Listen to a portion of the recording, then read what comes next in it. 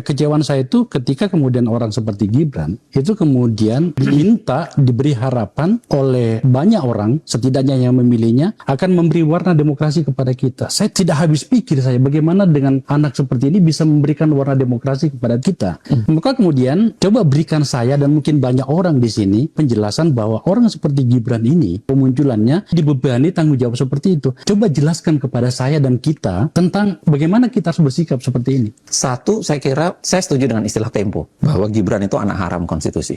Jelas, itu selesai, clear. Yang kedua, ada istilah yang menarik menurut saya, kompetitif authoritarianism. Itu kan kompetitif authoritarianism itu kayak nggak nyambung nih. Otoritarianisme itu kan tidak mungkin ada kompetisi, ya kan? Tapi ada istilah kompetitif authoritarianism. Jadi kadang-kadang diatur seakan-akan kompetisinya masih ada, tapi kompetisinya itu udah diatur siapa pemenangnya. Kita memperoleh Gibran menurut saya dengan cara yang sama. Paling tidak Dirty Vote 1 kan bercerita soal itu. Ada kompetisinya, tapi pemenangnya diatur. Semua negara digerakkan untuk itu.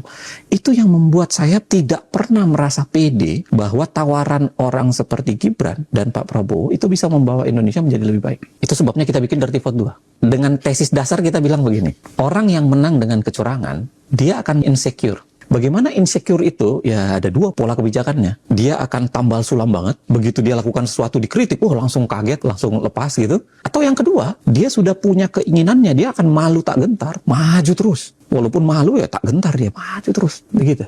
Ada dua polanya, dan itu yang kita kritisi. Nah, kenapa sulit untuk mendapatkan harapan dari dua konsep ini? Karena itu tadi saya bilang, dia menang dengan kompetisi yang sebenarnya sudah diatur pemenangnya. Dan karena diatur pemenangnya, kalau kita bicara soal demokrasinya, apa yang diharapkan demokrasi? Bahwa dia akan menjalankan secara otoritarian? Ya bisa jadi. Apakah akan ada efek negatif positif untuk Indonesia? Waktu akan bicara. Tapi paling tidak, kalau dalam harapan kita mengatakan, ada nggak harapan demokratisasi? Saya mengatakan sulit.